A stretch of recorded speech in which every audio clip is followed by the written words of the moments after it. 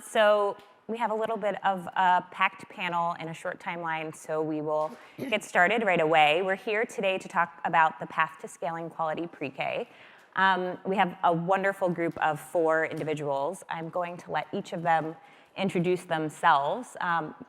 Mayor de Blasio, would you like to start? Bill de Blasio, I was mayor of New York City, but the most important introduction is my wife Charlene and I were trying to find a pre-K program for our child Kiara that we could afford, that had a seat. It was stressful, it was difficult. We only lucked out in the end in the lottery. And that's one of the things that convinced me, and hearing from thousands of other parents, that we needed to create real universal access to pre-K for all. So it all started with one child. Hi everyone, I'm Sara, Allan. I work at the Bill and Melinda Gates Foundation where I oversee our early learning work, which is focused on high quality pre-K. And I also come to that as a parent of 3. I have twins and a younger child, and I've tried every form of pre-K there is: parent co-op, Montessori, Reggio Emilia, traditional pre-K, play-based. So bring that to the panel as well. I'm Celia Stokes. I'm president of product for teaching strategies. We're the largest provider of assessment and curriculum and tools for the early childhood space. Been in the early childhood space for about 20 years, and in the ed tech space for about 20 years, and I'm here because I am so excited about the possibility of influencing these young brains and minds really before we've left any of these kids behind. So I'm really excited about the conversation today. Polis, governor of the great state of Colorado. Before that, I served a decade in Congress and on the Education and Workforce Committee. I chaired our state board of education in Colorado before that. I'm the father of an 11-year-old and an 8-year-old, both of whom went to preschool. Amen. Wonderful. So I'd love to start today's conversation around the case to expand access. And I'm going to start with you, Governor Polis, as someone who has recently launched a universal pre-K program for the state of Colorado. What, from your perspective, is the case to expand access? And also specifically, why did you choose to do so universally versus targeted, based on some kind of criteria such as income or something like this across the state? So when I took office as governor in 2019, we just had half-day kindergarten in Colorado. Parents had to pay for full day, $400 to $500 a month. Very exclusionary by its nature, but also tough, even for people who could afford it, to make the sacrifice to do that. So in my first year, we made that free. And then we, in our state, we go to the voters. So we went to the voters for a dedicated funding force for preschool. We got it with 67.8% of the vote, which is very rare in Colorado. So this was in red counties, blue counties, rural, urban, overwhelmingly said kids ought to be able to go to preschool. And we're launching it this fall. You know, we don't ask ourselves, should 3rd grade be needs-based or free? Should 5th grade be needs-based or free? I don't think we should ask ourselves that about preschool or kindergarten either. The universality is important for social reasons of bringing people together as a unifier. It's important in building public support. But it also is equally important for everybody, regardless of income level. On the reasons, obviously, first and foremost, the kids. You'll probably hear a lot about that. The data that shows improved achievement, addressing achievement gaps early, more effective. But secondly, of course, it's also a workforce issue today. The opportunity to have preschool, kindergarten, quality childcare frees up a second parent to enter the workforce earlier if they choose. Third, it saves families money, and even families that might have been able to afford preschool or kindergarten before. That's, they're making 60, 70, 80,000 a year. They didn't get it for free. Maybe they put things together and paid for it, but saving that, preschool will save families about $8,000 a year. That's a big deal. Even for those families that scratch around and try to find that, they can put that towards summer programs for their kids, saving for college and all the other things. So for the kids today, for the workforce today, and to save families money. Mm-hmm. Amazing. Mayor de Blasio, you are someone who is sort of a little less new to it, right? You launched a universal program in New York City in 2014. Hindsight is always informative. Mm-hmm. Looking to Governor Polis as somebody who's newly embarking on this journey, if you're to look back, what are some lessons learned that you might advise him on as he's, at the beginning of the journey? Well, Governor, I just want to say thank you. I really do. first of all, remembering that the first step to universal pre-K is universal kindergarten. So thank you for taking that step and putting it before the voters. And I think this is one of the lessons that I learned. You know, when I ran for mayor of New York City in 2013, my literally number one agenda item, number one message was pre-K for all our kids. Now, everyone has a different way of doing it. I suggested a tax on people who made $500,000 or more, but there are many other ways of achieving. The point being, trust the public to get it, and the facts on the ground say that the public does. In red states and blue states, we've seen really extraordinary progress on early childhood education.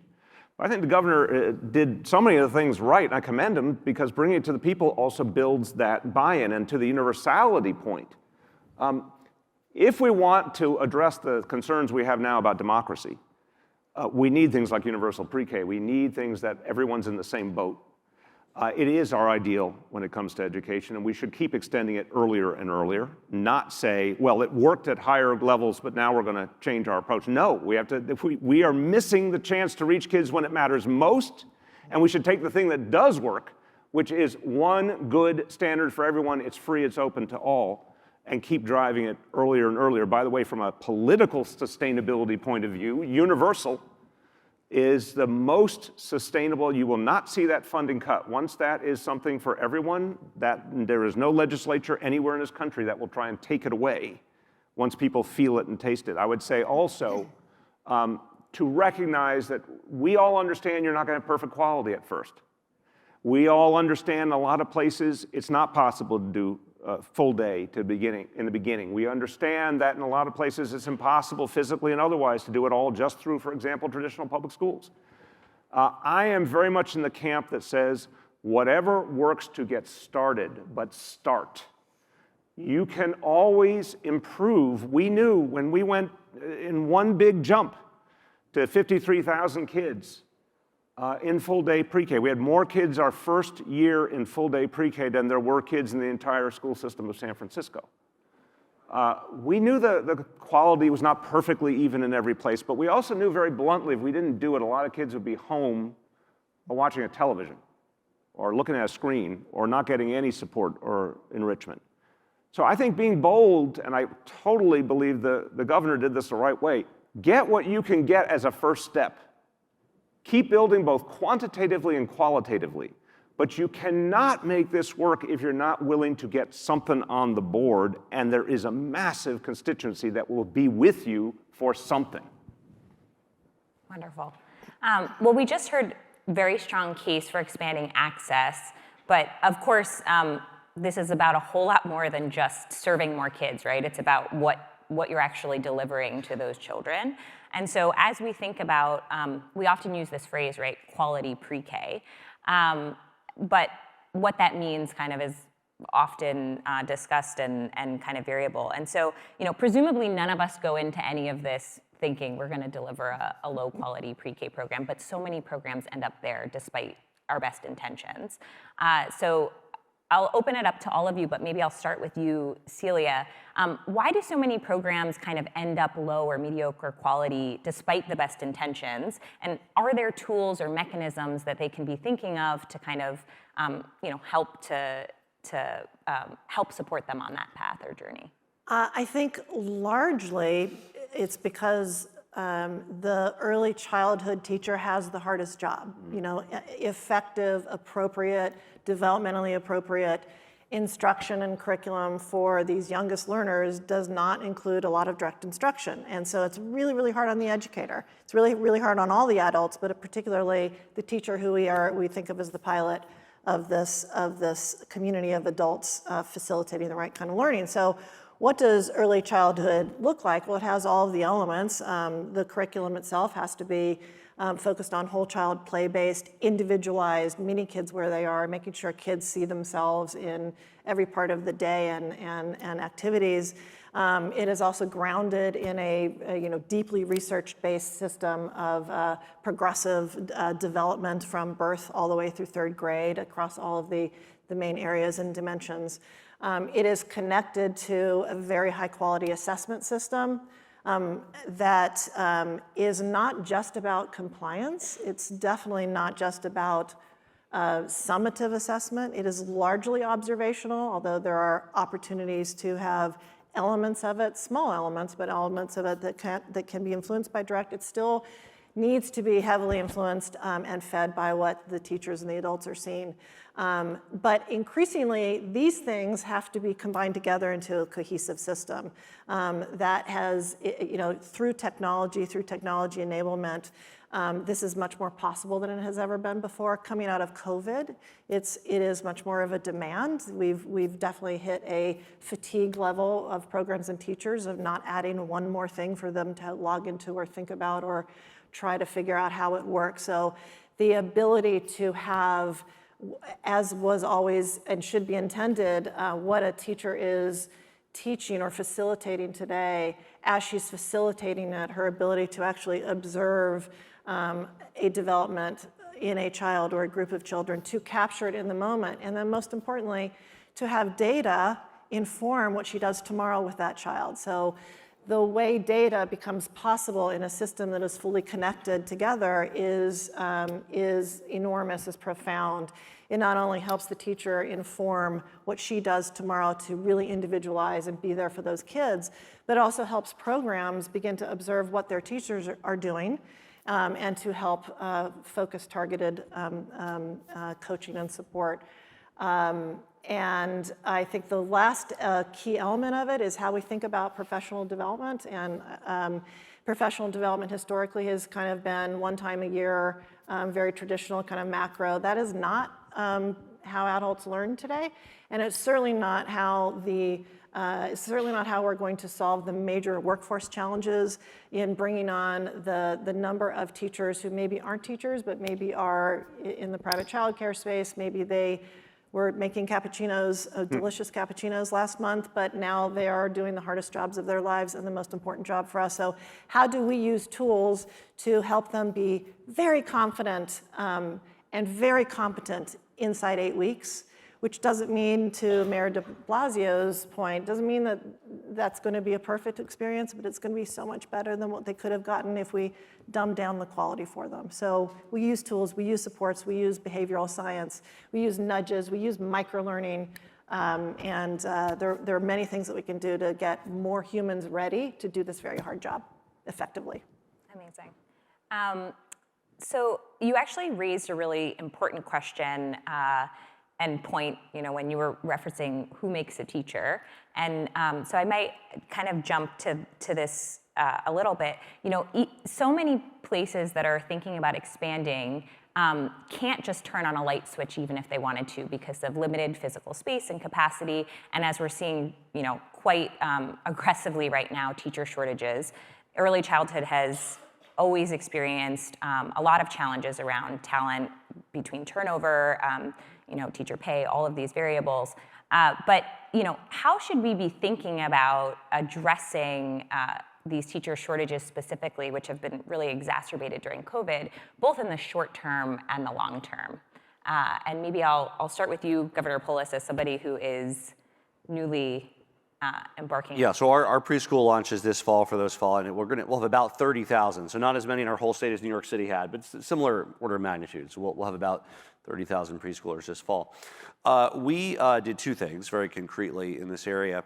One is we made it free through our community college system to become an early childhood professional. So, and we did this for a couple fields. We did this for nurse practitioner, phlebotomist. We took sort of in-demand fields, and 6 or 7 of them, I think we're going to expand into a couple more, but one of them, early childhood worker.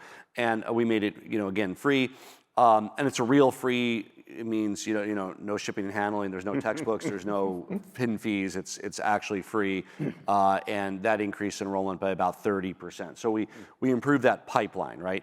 Secondly, by its very nature, the funding of preschool enables better compensation for the early childhood professionals. Before, it was scrapped together. Parents can't afford this. We're charging the least, and we pay our teachers the least. And so we want to be able to have professional wages with the upgrade in professionalism that's occurring among the early child professionals. With regards to space and number of providers, and we have, I think, we're at about, we have more than 30,000 available slots, if you will. So I think we're somewhere around 40, 41,000. So even if demand is more than we anticipate, we'll be fine because we embrace community providers. So school districts, yes, but also community Montessori schools, charter schools, early childhood centers, faith-based, all of the universe of early childhood providers. Quality has to be there. Staffing ratios have to be there. And if they can meet the hours and run the program, we welcome them. And that's very important in many parts of our state because the school districts couldn't do this alone. Some areas they could, some areas they couldn't. Very important to embrace the community providers. Many of them also meet parents where they're at, right? Whether it's location issue, whether it's a cultural issue, they're able to do that in creative ways that sometimes school districts are a little bit constrained in how they can do that. So look, school districts are carrying the bulk of it. I think very likely somewhere 60, 70%, maybe more of the preschool availability will be in schools and districts. But we wouldn't get to that practical universality without embracing the community providers across many of our communities as well. I have very strong views I'd like to share, but I want to give Sara a chance first, in the spirit of democracy, to jump in. Then I'll jump after.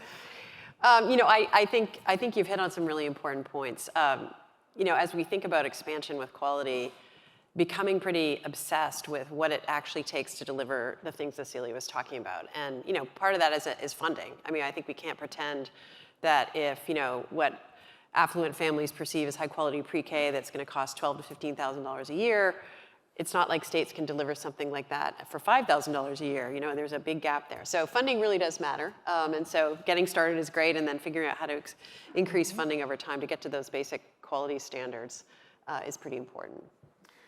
So I want to bring a more, I'm tempted to use the word craven, but that's not exactly what I'm looking for. I'm going to use the word practical. A practical political perspective that I think is important even for folks who are experts in the field and maybe farther from politics. This point about what bonds the people to pre-K. And if you have the people on your side, all things are possible in terms of expansion, in terms of improved quality, in terms of the investment you need to get the professionals and support them properly. The notion here that right now, there really isn't a coherent national effort to engage parents across the board to support early childhood education. I think there is a massive, if you'll forgive the phrase, market there that can be tapped into. We could be building a movement around this country for early childhood that would really support its becoming the norm. But the other thing I want to talk about is the fact that there is a substantial amount of money right now staring us in the face, and we need to have a much bolder conversation about it. That money is everything we spend on education right this minute, and it is being misspent when we don't start with early childhood education.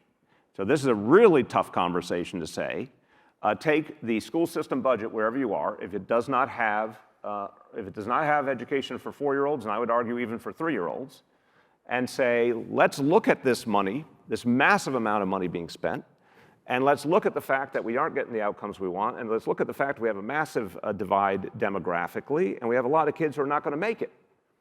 And the number one thing we could do to change that entire trajectory is to start earlier. So why are we spending the money we have the way we are? If this were a business, I was never a private sector guy, but I'm going to venture this thought. If you had a business and you were spending your revenue in a way that didn't make you a profit, you would stop doing that. So we're not getting a profit. For a lot of kids, we're not achieving what they need because we're starting too late, especially for less advantaged kids. The boldest solution until we find other revenue sources, as the governor wisely did, is to say, let's reallocate within our existing budgets toward early childhood and towards paying early childhood providers what they need to actually do the job and want to do the job. If we're not willing to do that, then bluntly, there's this, and I've been in politics, there's plenty of cowardice we have all felt in politics. But if we're not willing to say we're misspending our money, we need to reorient it, then we're actually not doing the work of reaching kids. That's a good segue. So you're talking a lot about money. We've talked about access, serving more kids. We've talked about quality. Combine those two things, seems expensive, right? And I'd love to start with you, Sara, as someone who has kind of invested a lot and significantly in early childhood programs. There's often this ingoing assumption that in order to do quality well, you have to kind of meet it with a certain minimum threshold of funding. Question is that true, or are there ways to get quality more affordably?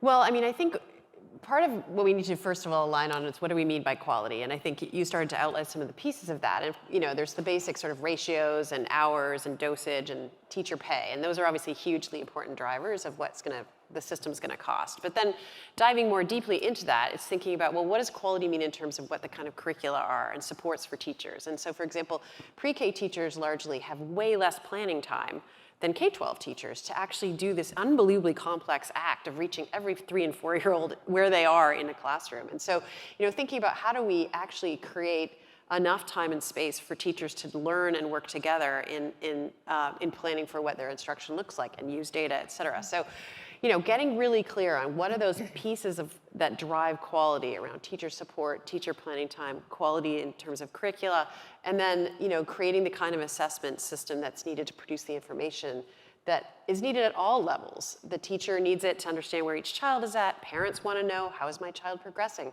The system needs to know, are these dollars being invested in getting us actual learning outcomes? So, that's a pretty complex endeavor, and so I don't think we can pretend it's cheap.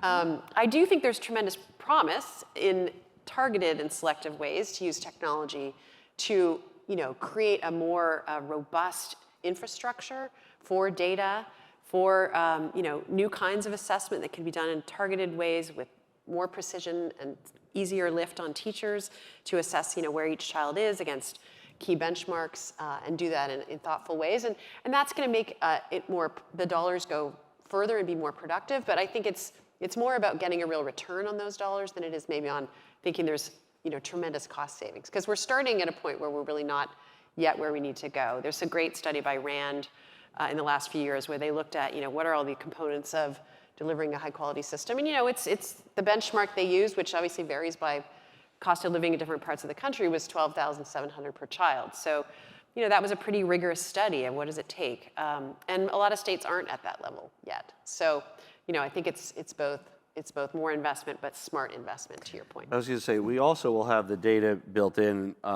where the unique student identifier will know, at least on the academic side, we'll have kind of that long-term longitudinal prognosis built in. We'll be able to see in 3rd grade and 5th grade, hey, the kids that went to this type of preschool, this type of program are performing better. What do we need to do more of? So that learning is very much part of our structure, from the get-go, where we'll have, even more information to go off of after 3 years, 5 years into this. That's great. I'm just going to make 2 observations. I think efficiency also comes from making sure we're matching supply and demand and available access to every dollar. I think Governor Polis should be commended in how well you have brought together disparate data sources and funding streams to make sure there's a coordination not only of the available funds and the ways that they can be used to improve workforce development, for instance, but also the way services are coordinated, so that you're eliminating some of the inefficiency when those decisions and funding streams are too disconnected. And I also think it's making sure that we put, we've got the right data sources to make sure we've got the right seats in the right places, and that we're working with parents to make sure they understand what those choices are and are feeling confident in making them and trusting them. Yeah. Just one other quick point. There's a really important equity point in here too, because again, I commend every effort to build quality and improve quality constantly. But I want to make the point about, in our year 1, where we knew, again, we were not everywhere we wanted to be, but we were still starting strong. 53,000 kids, then we got to see the English scores for them as 3rd graders. And what was striking, it wasn't a little increase for African American and Latino kids, it was a striking increase for African American and Latino kids when all of them had early childhood education. So I think, you know, a lot of people, as I've been in different panels and gatherings here at the conference, have talked about the stark moment after the murder of George Floyd, how there was a lot of feeling and a lot of commitment to equity. And then the problem that a lot of that wasn't realized as the attention died down. If you care about equity, if you want to close the achievement gap, you have to do early childhood. You can't, you just don't even kid yourself that you can close that achievement gap later on.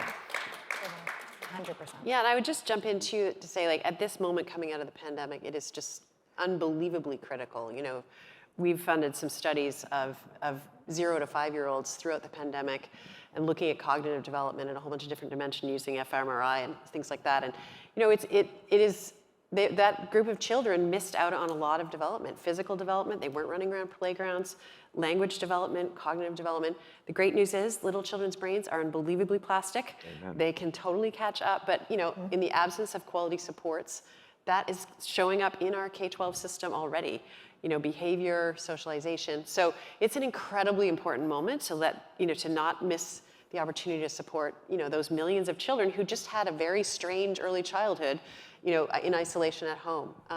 So it's just a great moment to continue to expand. And I think, by the way, it's rare to say great federal response, but I want to say, you know, CARES and CARES Act and American Rescue Act, I mean, the money for school districts, for state departments of ed, GEAR Fund, this enabled summer learning, after school, all the kinds of things that on our own, there's no way we could have done. And I'm sure there's places that used it well and places that used it poorly, but in general, I've been very happy with what we've seen in Colorado in terms of additional hours, summer school, after school, that would not have been possible without the CARES Act and the ARPA resources.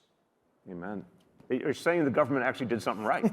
They did, I think, and they did it right also by not trying to federally administer it either. And kind of, I'm sure, as I said, I'm sure somewhere, somehow, somebody screwed it up. But in general, it's being deployed very effectively on the ground, from what I can see. Amen.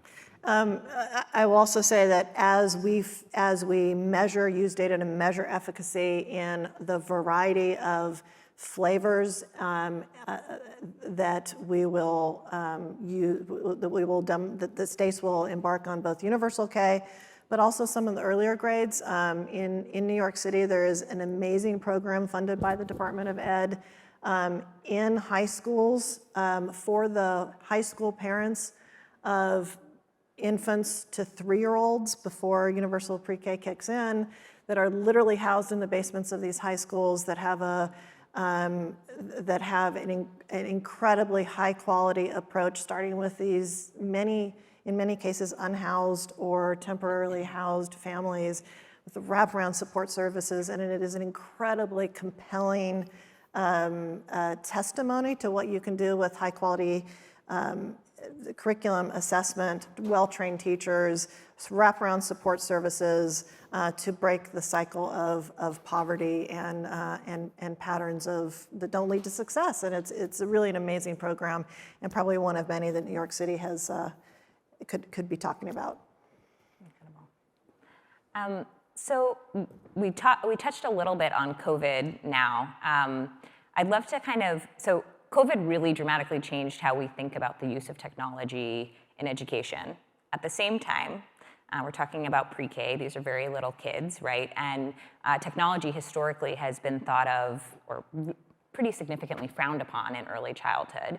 And so the question I'd like to pose to all of you is really to think about how COVID has really changed how we think about technology in early childhood, and if there are products or services that either programs are starting to leverage or should be considering leveraging in the context of kind of this changing environment. And maybe I'll start with you, Celia, but would love to open the conversation more broadly. It's something I've never thought about. Joking. We're thinking about this all the time, every day, because technology in early childhood is the last frontier for technology to really help create some transformational changes. So we are thinking about it all the time. It is why I and most of the team at at Teaching Strategies is still here.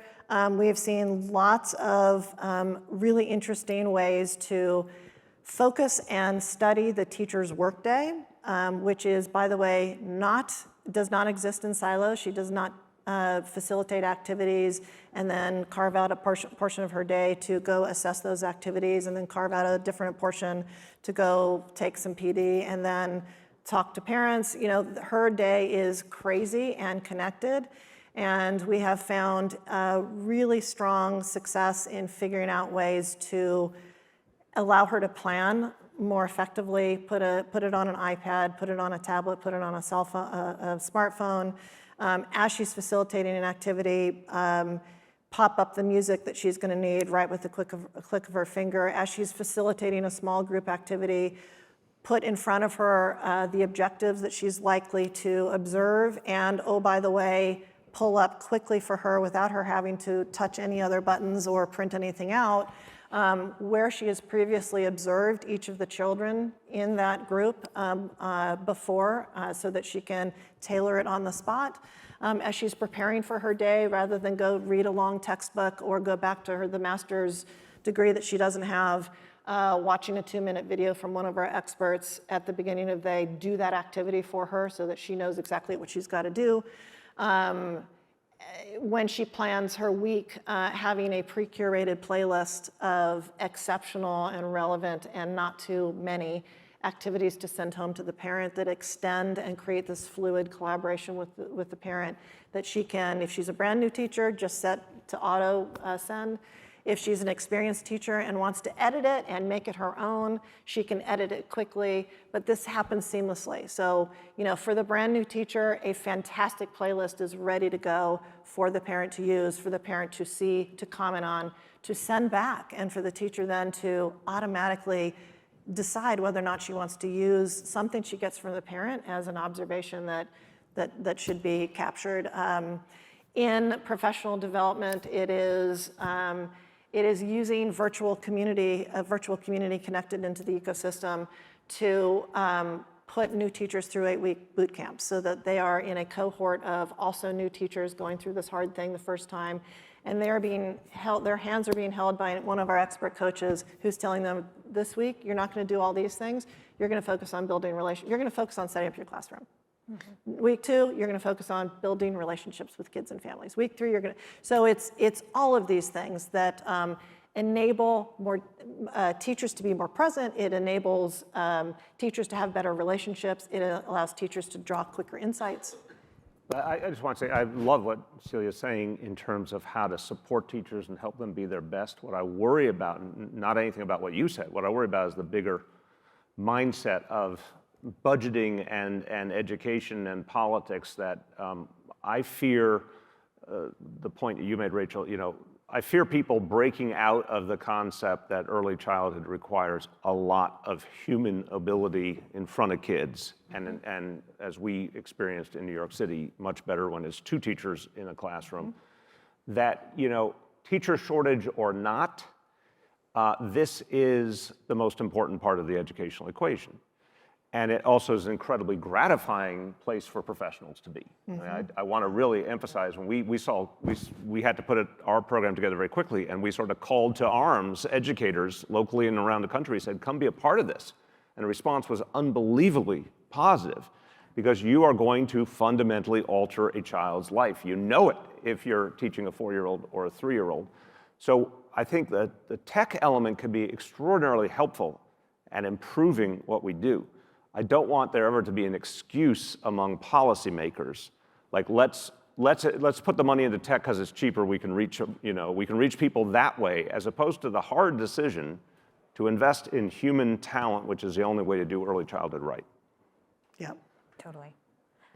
Yeah, I think what I'm hearing from both of you is a lot of the technology used to be leveraged is really to be supporting the educators that are in front of students. Yep. And supporting, not replacing. Yes, 100%. So Sara, you know, presumably we have a lot of VCs in the audience, investors. This is a conference of innovators and investors as well. You know, what would you recommend they invest in next?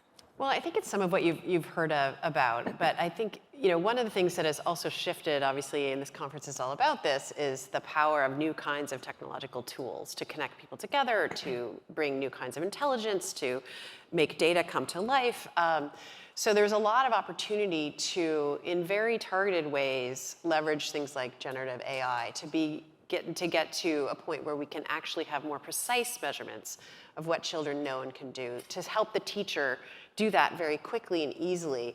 So, for example, we're funding an R&D program called the Measures for Early Success that's focused on, helping find very specific ways to start to assess things that have been hard to assess. So, things like oral narrative storytelling that a child might be able to do. Well, that's going to be really hard for a teacher to assess individually every child's vocabulary across a much more broad set of things.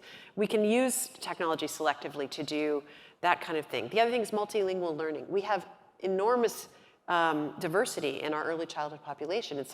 In some states, you're going to have a huge portion of those children who are not native English speakers, and teachers who are not native speakers in those children's languages need a lot of supports to be able to reach parents, to be able to really understand what that child knows and can do if their native language is not English. So technology can be a huge boost in helping teachers be able to do that better. And I think there's just a lot of opportunity for new development there, and we'll be looking for partners who are interested in coming along on that journey. Amazing. Well, we have 4 minutes left. I would love to close kind of giving each of you an opportunity to just reflect on this.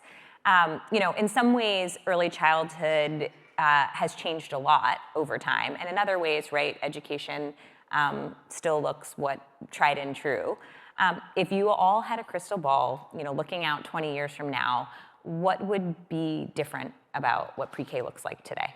Amen. Look, I'm going to end on an optimistic note.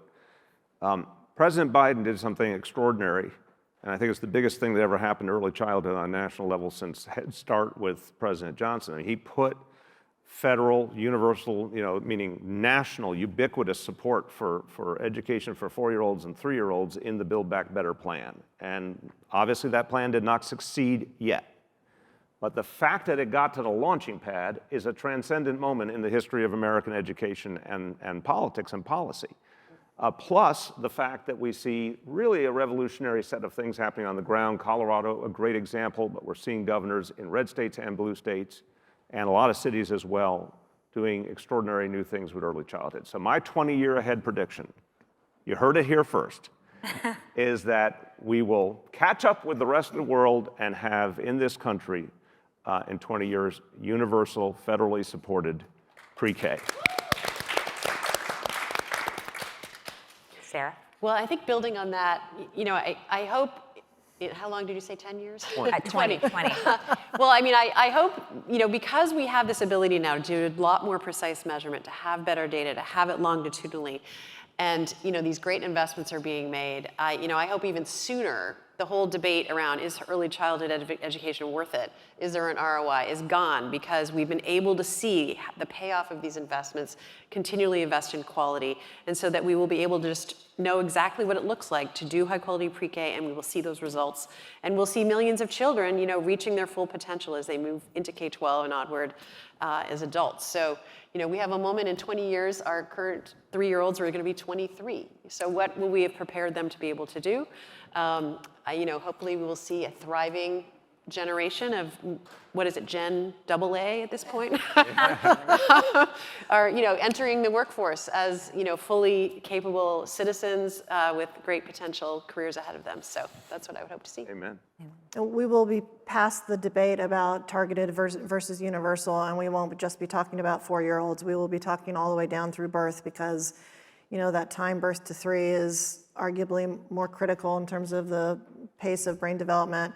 We will see many, many, many more types of teachers and paraprofessionals feeling proud and capable in this profession, doing a hard job with great satisfaction and with the tools and supports and respect they need. Excellent. Well, I love all this optimism. It's wonderful, isn't it? But I share it. I think we won't, just like today, we don't ask ourselves, should 4th grade be free? Should 8th grade be free? I think it'll be a strange question, should preschool be free and universal? I think how fast we're going there in different places at different times. Does it come nationally? Does it come state by state? But that's clearly the direction.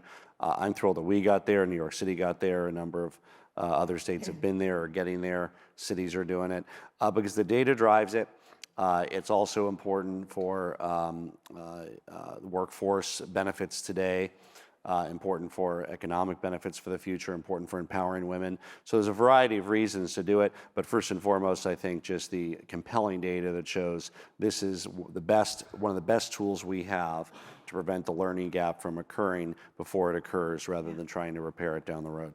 Excellent. Yes. Wonderful. Beautiful. Well, join me in thanking our Thank four you. panelists. Thank you, moderator.